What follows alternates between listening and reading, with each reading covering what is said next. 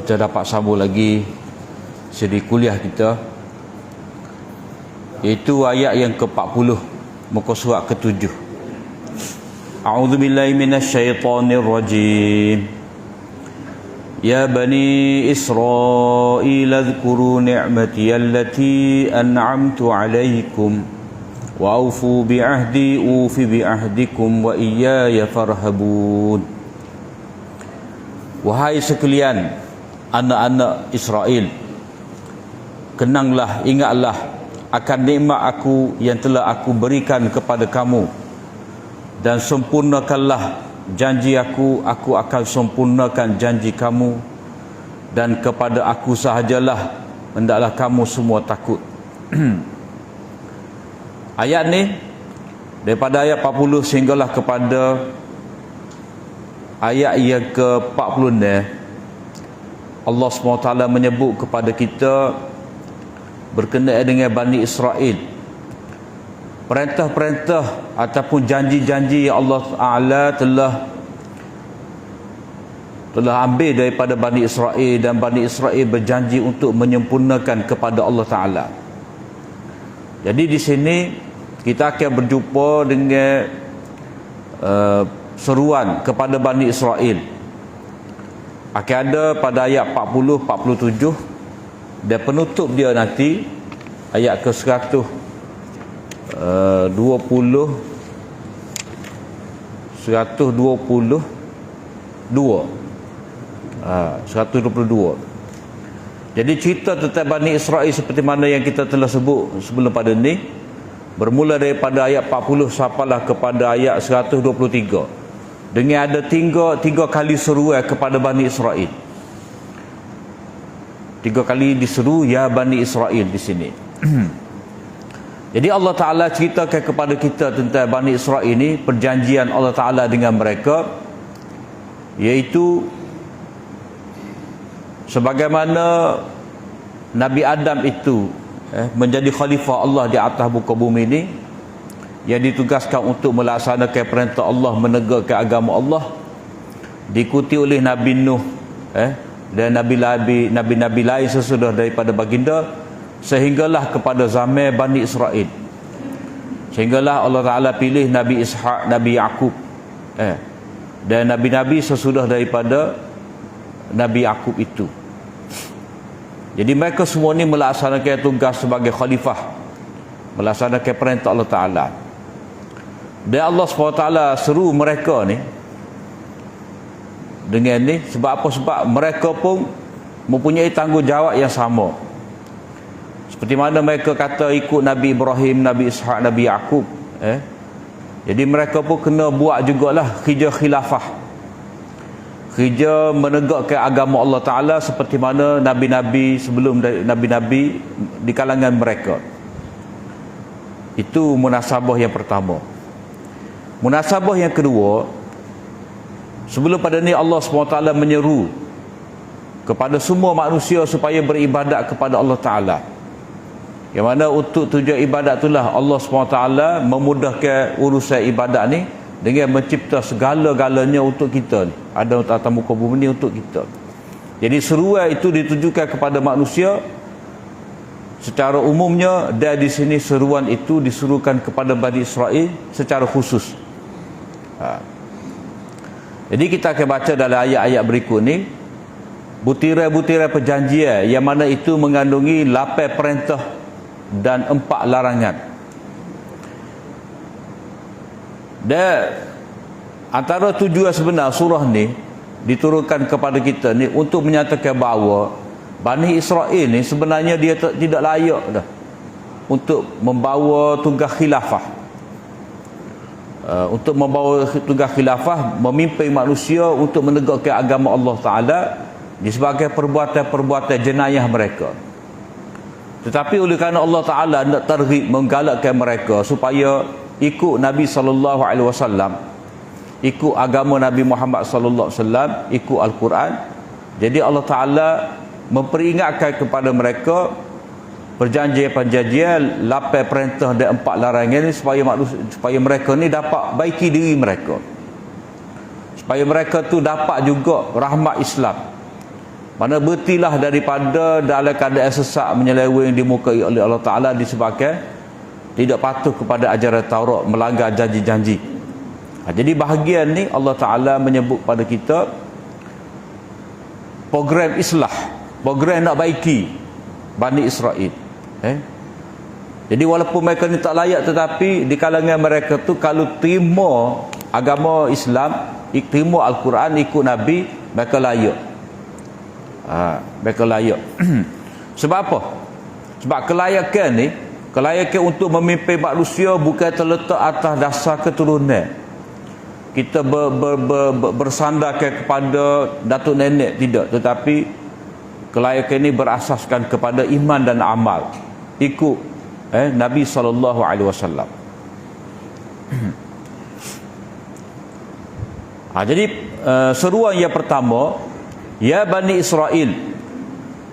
Jadi dipanggil Bani Israel itu sebab orang-orang Yahudi ni, ahli kitab ni, dia berbangga kerana mereka ni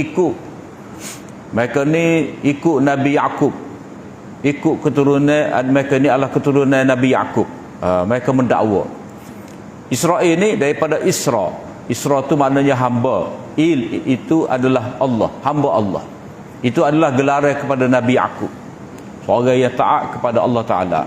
Jadi Allah Ta'ala panggil dengan lagu ini, panggilan yang memuliakan mereka. Macam kita kata nak sebut kemuliaan mereka tu sebenarnya kerana tupai daripada kelebihan yang ada pada Nabi Yaqub.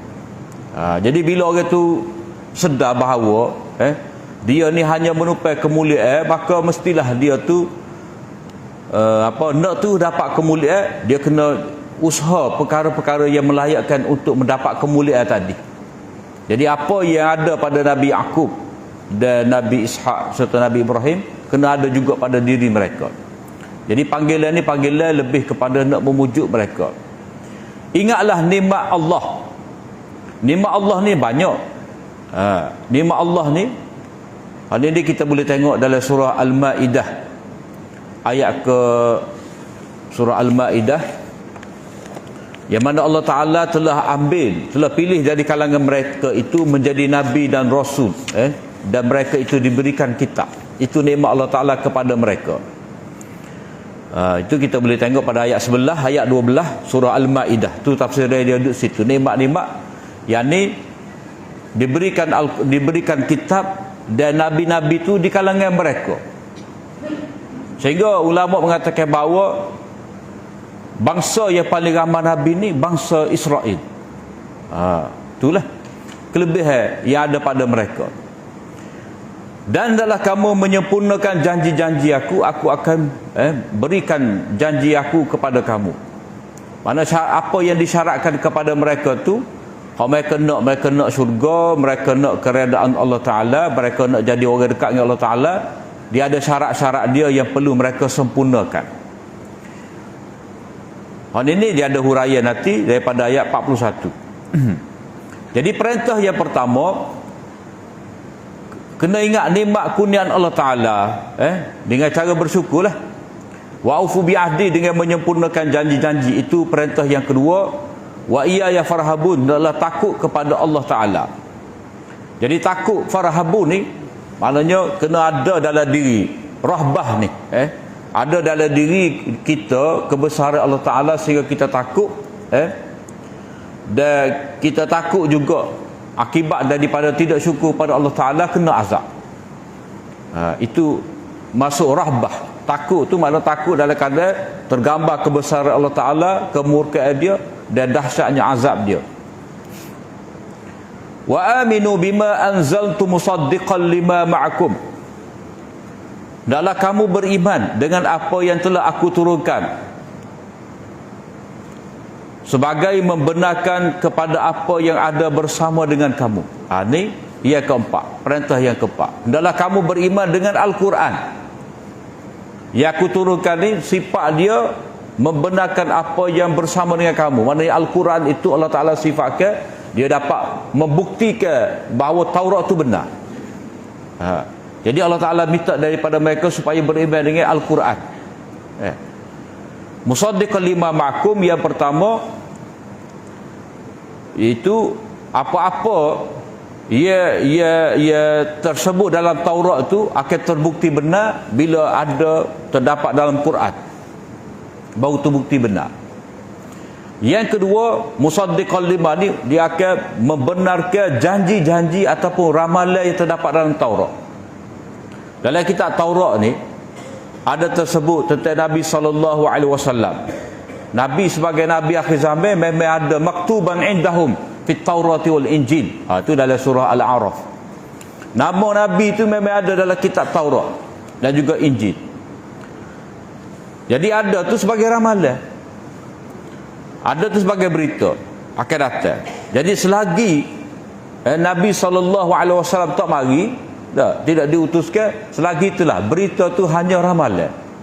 Tetapi bila Nabi SAW dibangkitkan, maka terbukti benarlah janji Allah Ta'ala dalam Taurat tu.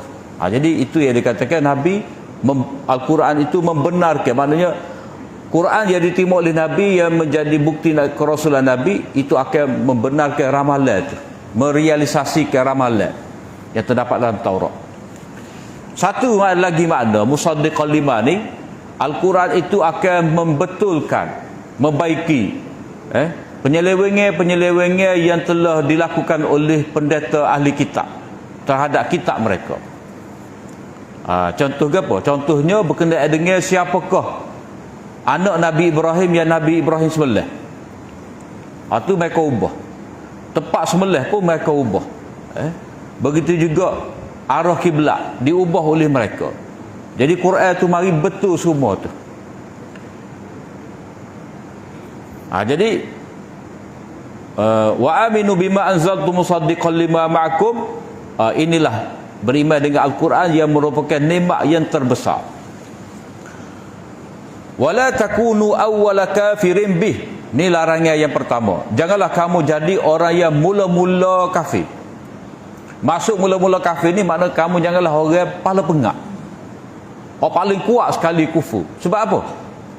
Sebab kedatangan Nabi akhir zaman ni, mereka tu memang mengetahui berdasarkan kepada kitab mereka sendiri. Jadi kalau mereka ni sebagai ahli kitab, orang pandai baca kitab, orang yang menerima kitab, orang yang mengaku ikut Nabi Yaqub, tiba-tiba dia sendiri mengingkari, membantah, maka dia dikira sebagai ketua awalu. Awal ni bukan kata awal, sani, salis, pertama, kedua, ketiga, tidak, tapi pala. Kalau bahasa kita kak, pala pengak tu jora. Tu jora dalam kekufuran. Sebab apa? Sebab kamu sendiri tahu kedudukan Nabi SAW itu memang ada dalam Taurat. Wala tashtaru bi ayati samanan qalila, dan janganlah kamu beli dengan ayat-ayat kami dengan harga yang murah sedikit untuk mendapat habuan dunia. Maknanya kamu tak seikut Nabi Muhammad sebab nak jaga kedudukan, nak jaga pengaruh. Kamu menyembunyikan ayat-ayat Taurat sebab nak jaga kepentingan. Kamu ubah hukum-hukum Taurat, buat ni sebab nak suruh apa? Supaya pengikut-pengikut kamu tu bayar, infak, bagi duit kepada kamu. Jadi ini penyakit mereka, penyakit cinta kepada dunia. Penyakit cinta kepada dunia sehingga sanggup jual agama lah. Jual agama dengan harga yang murah.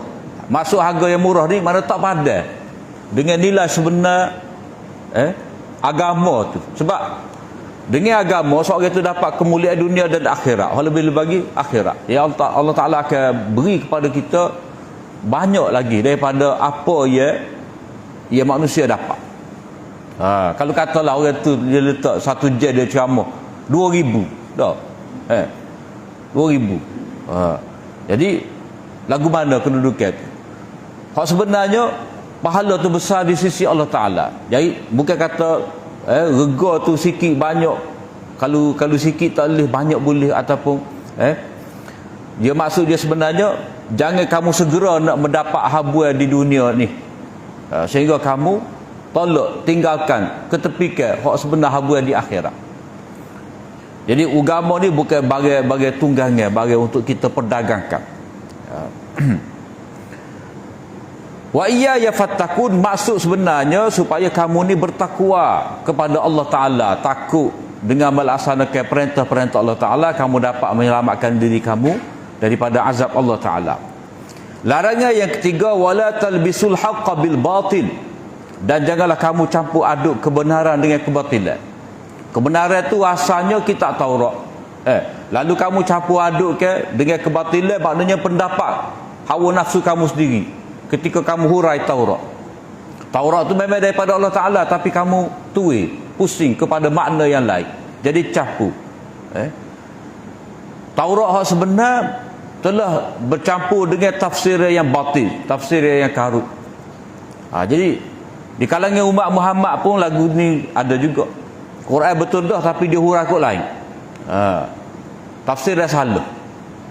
Quran tu memang betul dah, baca kul huwallahu ahad, semua baca lagu tu, tapi dia tag lain. Lari daripada kehendak Allah Ta'ala, tafsir yang batil. Wa taktumul haqq, dan kamu menyembunyikan kebenaran yang terkandung dalam Taurat itu. Gapo? Hak paling besarnya Nabi akhir zaman. Jadi bila ditanya kepada mereka, Nabi akhir zaman ni keluar dah ke tidak, mereka kata tak lagi. Sebab sifat-sifat dia tu tak ada pada Nabi Muhammad. Dia pun sembunyikanlah sifat sebenar Nabi. Wa antum ta'lamun, sedangkan kamu tahu, sedangkan kamu ni ahli kitab, pandai baca kitab. Jadi hak mari tanya kepada kamu tu orang buta huruf, hak jahil tak pandai. Jadi kamu menyembunyikan kebenaran. Sebab apa? Sebab tadilah nak kepada habuan dunia. Wa taktumul haqqa, itu larangan yang keempat. Wa aqimus salata wa atuz zakah warka'u ma'ar raqi'in. Perintah yang kelima untuk baiki ni, untuk baiki keadaan supaya mereka ni pegang balik perjanjian dengan Allah Ta'ala. Dirikanlah sembahyang dan tunaikanlah zakat, dan rukuklah bersama dengan orang-orang yang rukuk. Jadi Allah Ta'ala kata kepada mereka, sembahyang itu kena dirikan. Sebab apa? Sebab orang ahli kitab ni banyak dia ubah. Sembahyang itu tak ada dah. Kalau Kristian kan, dia pakai isyarat dengan salib tak. Habis dah mereka ubah. Sembahyang itu tak ada. Sembahyang dalam bentuk yang tidak sempurna, tidak seperti mana yang Allah Ta'ala kehendaki. Sembahyang dengan menghadap kiblat, berjemaah di masjid, dengan ada rukuk, sujud sempurna, apa semua tu tak ada belaka dah. Sebab itulah Allah Ta'ala peringatkan kepada mereka supaya mendirikan sembahyang dan tunaikan zakat. Jadi mendirikan sembahyang itu supaya hubungan mereka dengan Allah Ta'ala betul balik, takwa mari dah, menjauhi maksiat, melaksanakan semua perintah-perintah Allah Ta'ala, dan perintah supaya menaikkan zakat ni nak rawat penyakit cinta kepada dunia tu. Itu tadi lah, wala tashtaru bi ayati samanan qalila. Jadi penyakit cinta kepada dunia tu kena apa? Kena dirawat dengan menunaikan zakat. Hilang sifat bakhil. Jadi Allah Ta'ala menyebut tentang perintah sembahyang zakat ni, warka'u marra'akiin, dan perintah yang ketujuh ni rukuk bersama dengan orang rukuk. Mana Allah Ta'ala nak beritahu perintah-perintah ni mereka telah abaikan dan telah mereka ubah. Kalau kata zakat tu mereka kata bayar kepada puak kita. Bayar pada puak kita. Jadi untuk fakir miskin tak ada. Sebab itulah mereka ni, oleh kerana bakhil, dalam surah Ali Imran Allah Ta'ala menyebut tentang perbuatan mereka tu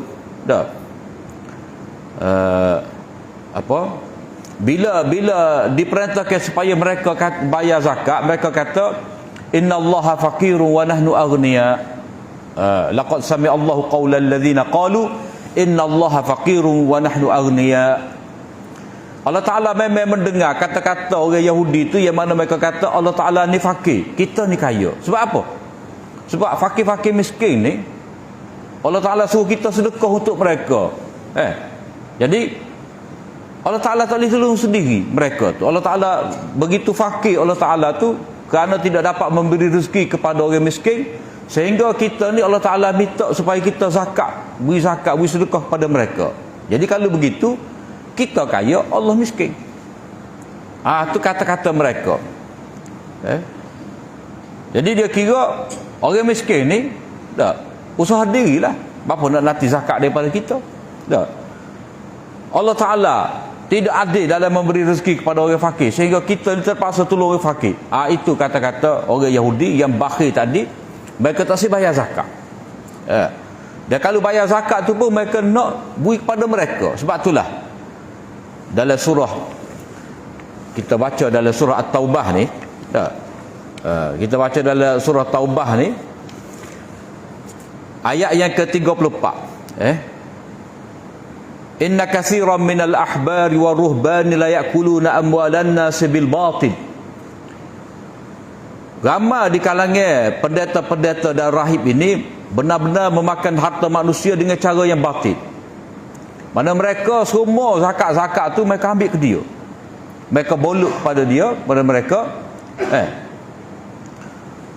Begitu juga wa yasudduna an sabilillah, mereka menghalang orang ramai ni daripada bersedekah, bayar zakat di jalan Allah Ta'ala.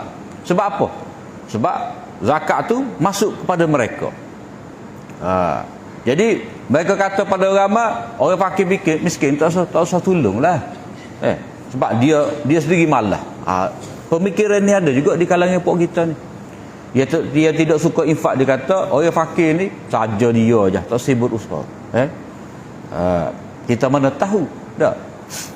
Kata mereka, kita mana tahu dia tu malah berusaha. Kita kena tanya dah, kena selidik. Sebab itulah ada tugas amin. Amin ni dia kena selidik. Amin dia bukan setakat dia kutip pitih bui serah tak, dia kena kaji orang hak layak menerima gapo, spek orang hak layak menerima sifat-sifat dia. Barulah zakat tu terlaksana dengan sempurna. Warka'u ma'ar raki'in. Allah Ta'ala sebut rukuklah bersama dengan orang-orang yang rukuk. Maknanya pendeta-pendeta ni dia bersifat eksklusif, elit. Dia tak semaya berjemaah di masjid bersama-sama dengan orang fakir miskin. Jadi Allah Ta'ala perintah supaya rukuk bersama dengan orang rukuk ni. Allah Ta'ala perintah supaya mereka ni pergi ke masjid, berkumpul, berjemaah di masjid dan bergaul bersama-sama dengan orang miskin, duduk dalam satu saf. Dia tak ada jenis istilah masjid elit eksklusif, tak ada. Itu rumah Allah sebenarnya. Dan disebutkan rukuk bersama dengan orang yang rukuk ni, ini adalah salah satu daripada bahagian semaya yang telah diubah oleh mereka. Dalam semaya ahli kitab ni rukuk tak ada. Sehingga mereka kata rukuk ni sunat je. Sunat. Kalau kita tengok kan ada rukuk tapi bagi dia sunat. Dia tu daripada qiyam dia pergi duduk nerak. Boleh Google duduk nerak semaya. Dan rukuk tu juga mereka tafsirkan sebagai mengguk di dinding tu. Jadi bagi mereka tu rukuk tu memandai dah dengan letak dahi mereka di dinding. Ni lah tempat tu rukuk bagi dia. Sebab itulah orang Yahudi ni digelarkan sebagai sulbur riqab. Orang yang leher dia tu kerah. Leher kerah, tak si tunduk. Sombong lah. Sombong terhadap Allah Ta'ala. Bila terhadap Allah Ta'ala sendiri mereka sombong, maka tidak mustahil mereka sombong terhadap hamba-hamba Allah Ta'ala yang lain. Kemudian Allah Ta'ala memberi zajar, amaran dalam bentuk pertanyaan. Atamuruna an-nasa bil birri wa tansawna anfusakum wa antum tatluna al-kitaba afala ta'qilun. Apakah patut pelik kamu ni? Apakah patut kamu ni menyuruh orang ramai dengan perkara kebajikan? Kamu suruh orang ramai buat baik, menyempurnakan hak-hak, melaksanakan tanggungjawab, buat kebajikan. Tetapi kamu sendiri lupa diri kamu, mana kamu tidak beramal. Ramai tu alim lagu ni. Dia sendiri bahagia bagi nasihat sedap, tapi bahagia diri sendiri beramal mereka tidak beramal. Maksud di sini beramal hak wajib lah. Hak sunat ni kalau sunat atas orang awal, orang ramai, orang alim pun sunat jugalah. Cuma benda sunat ni dia tidak boleh langsung kita tahu. Itu walaupun kita belajar benda sunat ni buat boleh pahala tak buat dosa, kita kena ingat tidak boleh sama sekali kita bermalasan dalam buat benda yang sunat sehingga kita tak pernah buat benda sunat. Tak boleh. Sebab sunat kita, mana Allah Ta'ala nak kepada kita ni ada benda yang kita buat atas dasar ini perintah Allah Ta'ala, atas satu lagi atas dasar ini tambahan nafilah, tambahan yang Allah Ta'ala nak bagi kepada kita. Jadi istilah buat boleh pahala, tak buat dosa tu dia bahagian nak hurai sifat kedudukan benda tu. Kalau sekali buat boleh pahala, sekali tak buat boleh dosa. Tapi kalau tak aja buat memang rugilah, rugi saja. Sebab itulah dalam kaedah usul fiqh terutama yang disebutkan oleh Imam Syatibi, benda yang sunat ni kita tidak boleh sama sekali tak buat, langsung tak buat tak boleh. Itu boleh menyebabkan kita ni dikira sebagai orang yang tersilapnya fasik juga. Tak pernah buat benda sunat. Orang yang keras hati, lebih sesuai orang yang keras hati, kena buat benda yang sunat juga. Kemudian ayat ni ditujukan kepada orang ahli kitab, orang alim dengan Taurat ni, sebab Allah Ta'ala kata wa antum tatlunal kitab, kamu sendiri yang baca kitab, kamu faham, kamu tahu benda ni wajib atas kamu, kamu kena buat ni, perkara kebajikan kamu kena buat. Tak, tiba-tiba kamu tak buat, memang pelik lah. Amaran keras untuk kamu. Afala ta'qilun, tidakkah kamu berfikir? Sepatutnya kamu fikirlah atas apa yang kamu baca, kamu faham, dan mestilah kamu rasa tak buat tu rugi dan tak patut. Satu keaiban bila kita suruh orang buat, kita sendiri tak buat. Wasta'inu bis sabri was salah, dan mintalah pertolongan dengan sembahyang dan mintalah pertolongan dengan sabar dan sembahyang. Ini perintah yang ke-8. Perintah yang ke-8. Hendaklah kamu jadikan kesabaran ni alat bantuan untuk dapat kekuatan.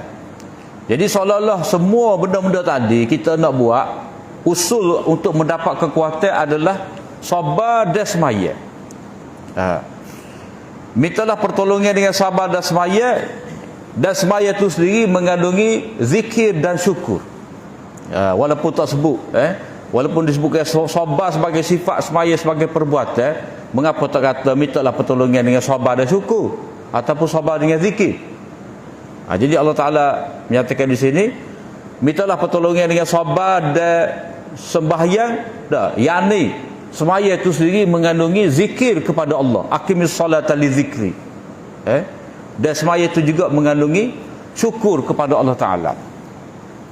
Jadi kalam Allah Ta'ala ni dia reka-rekas. Kita kena cari, kena tadabbur isyarat-isyarat yang terkandung di dalamnya itu. Jadi seolah-olah di sini sabar itu juga adalah asas kepada kita melaksanakan segala perintah-perintah Allah Ta'ala, terutamanya sembahyang. Sembahyang ni dikira sebagai berat sembahyang ni. Tetapi kita kena nebeng, bersabar untuk melaksanakannya itu. Wa innaha lakabiratun illa 'alal khashi'in.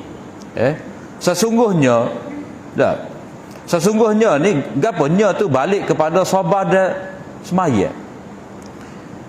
Cuma dikatakan tu saja, tidak kata wa innahuma. Kalau kita belajar bahasa Arab, wa innahuma, di sini Allah kata wa innaha. Wa innaha tu maknanya sebenarnya dia merujuk kepada sabar dan sembahyang juga. Kedua-duanya tu sekali adalah berat, illa 'alal khashi'in, wa innaha lakabiratun illa 'alal khashi'in.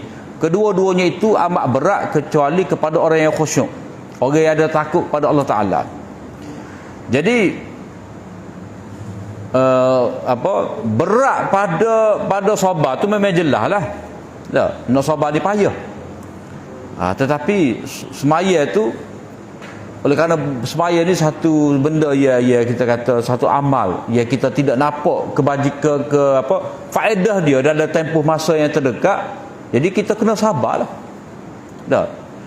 Kita nak dapat khusyuk dengan semaya makan masa yang lama. Dah. Orang nak menjauhi maksiat. Dah. Walaupun dia semaya banyak bertahun-tahun dia semaya tapi dia tidak boleh semaya, dia tidak dapat menjaga dirinya daripada maksiat. Jadi dia kena sabar dalam semaya. Jadi maknanya nak mencapai darjat khusyuk, nak mencapai takut pada Allah Ta'ala, nak menjadi orang yang menjauhi maksiat dengan semaya berat.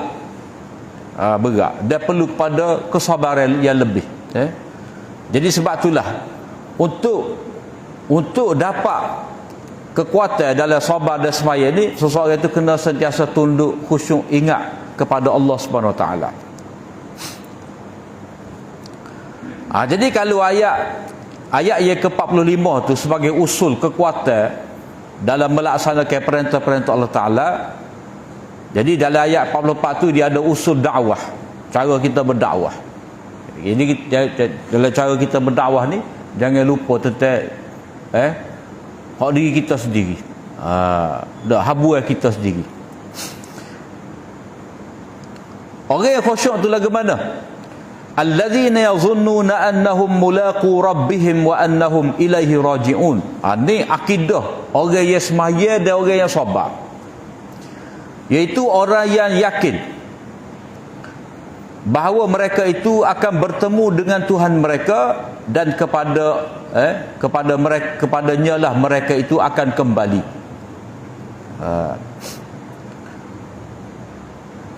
Jadi yazunnu di sini dengan makna yakin. Sebab apa? Sebab dia ni asal mana zanna ni dia percaya dah ataupun dia menyangka kerana tak lihat. Dia bukan nampak tapi dia lihat. Dia percaya dalam keadaan dia tak nampak. Jadi percaya dalam keadaan tak nampak ni kalau merujuk kepada iman maknanya yakin. Dah.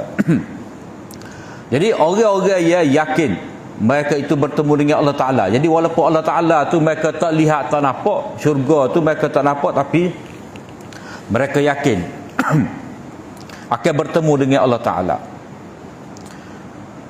Jadi habislah di situ secara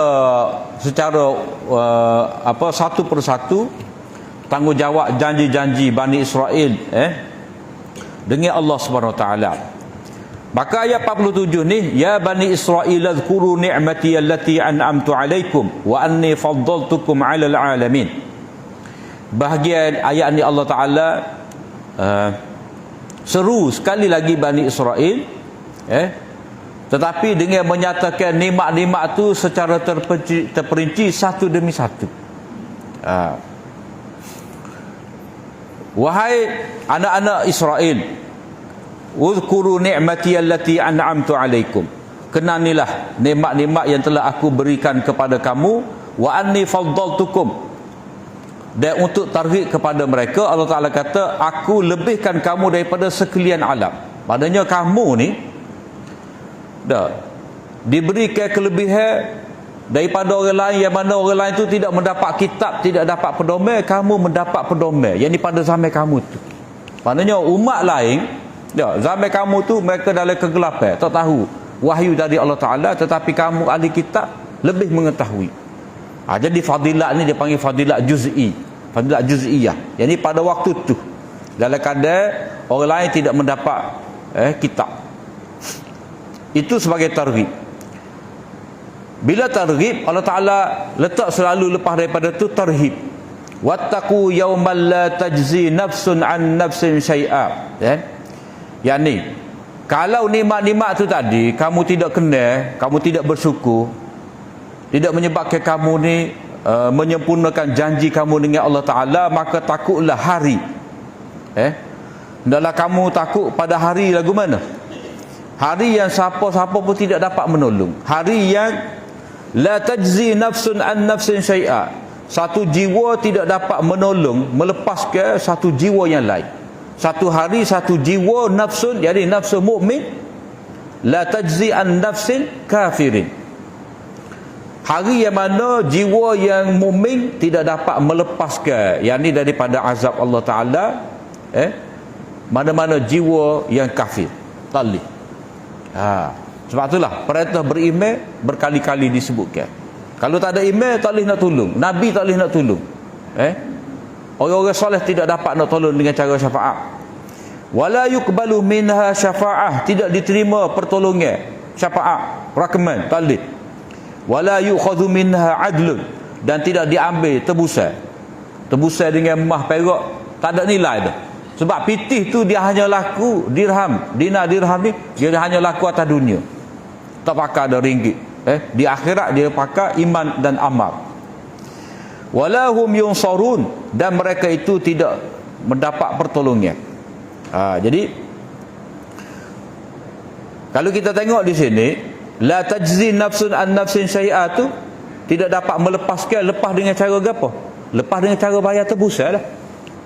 Tak boleh bayar tebusan. Jadi la yukhadh minha adlun tu mana Allah Taala letak sebagai setentan dengan la tajzi nafsun an nafsin syai'a, ai la yukhadh minha adlun. Waktu wala yuqbalu minha syafa'ah, tidak dapat diterima syafaat, yang ni tidak dapat menolong.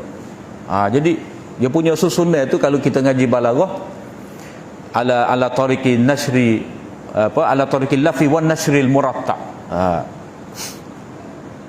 Jadi sebut pelepasan tu dengan cara tebusan, sebut syafaat tu, maknanya syafaat tidak dapat memberi pertolongan.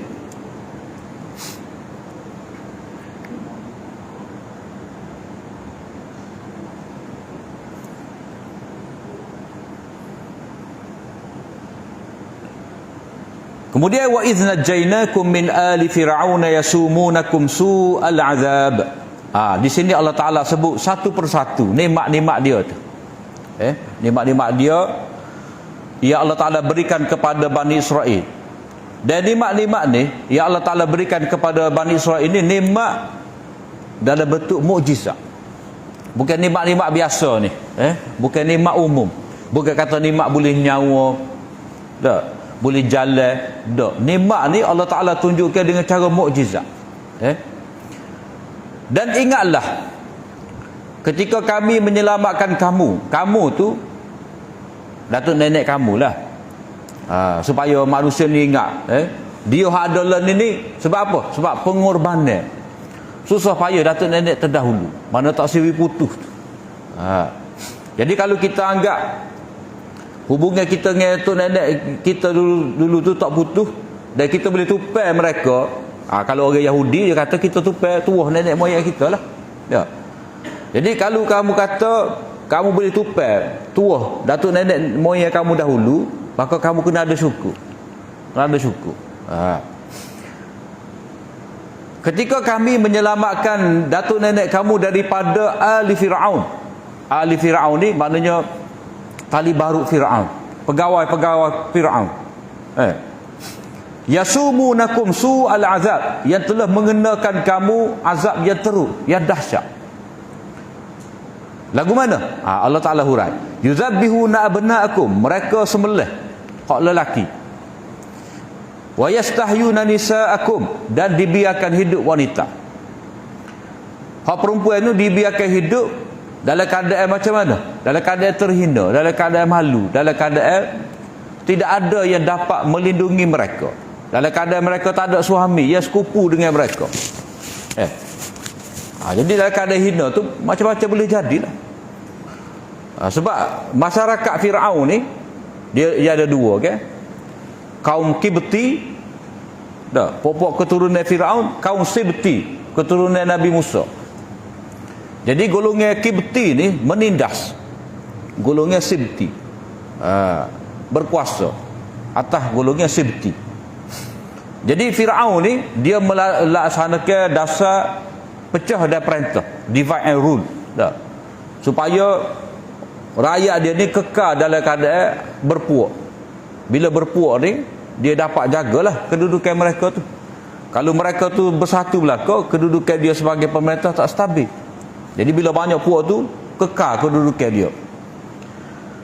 Jadi bila dibiarkan Bani Israel tu dalam keadaan tidak ada lelaki-lelaki yang menjadi suami yang menjaga mereka, maka tinggallah hak perempuan-perempuan ni menjadi hamba khodam kepada pokok Kibti. Wa fi dzalikum bala'um min rabbikum azim. Dalam perkara itu, dalam kejadian itu, dalam apa yang berlaku itu, bala'un, benar-benar satu ujian, benar-benar satu musibah, min rabbikum azim, daripada Tuhan kamu yang besar. Jadi bala'un ni satu dengan mana ujian kepada kamu lah, ujian kepada kamu, ujian kepada kamu. Allah Ta'ala nak uji sejauh mana kamu dapat bersabar di bawah penindasan, di bawah kuku besi Fir'aun. Satu lagi, ini benar-benar satu musibah yang menimpa kamu. Maknanya zalikum itu merujuk kepada tindak tanduk ahli Fir'aun. Jadi di sini zalikum tu dia ada dua. Satu, kalau merujuk kepada keadaan yang kamu hadapi, itu adalah ujian. Ujian, memang ujian untuk kamu dapat pahala yang besar. Kalau merujuk kepada perbuatan Fir'aun, maka itu adalah bala musibah yang besar telah menimpa kamu. Dan kamu tak boleh nak buat apa sebab lemah, tidak dapat berhadapan dengan Fir'aun. Jadi itu nikmat yang pertama, Allah Ta'ala menyelamatkan kamu daripada Fir'aun tu. Kemudian yang nikmat yang kedua, wa id faraqna bikumul bahra fa anjaynakum wa arqna ala fir'auna wa antum tanzurun. Dan ingatlah ketika kami belah untuk kamu, kami belah laut untuk kamu melintas ni, fa anjaynakum, lalu kamu dapat selamat daripada dikejar oleh Fir'aun, wa arqna ala fir'aun, dan kami tenggelamkan Fir'aun. Wa antum tanzurun, kami tenggelamkan Fir'aun itu dalam keadaan kamu dapat lihat depan-depan mata kamu. Jadi satu nikmat yang besar macam mana musuh tu binasa depan mata kita sendiri. Setengah orang kalau dia nak balas dendam, dia balas sendiri sebab dia puas hati, dia sendiri balas. Ni Allah Ta'ala nak menyatakan betapa besar nikmat keselamatan kepada mereka ni, sehingga Fir'aun dibinasakan oleh Allah Ta'ala tu dalam keadaan mereka dapat lihat depan mata. Kalau kira ni mana dekat benar tu dengan tebing tu, tebing tu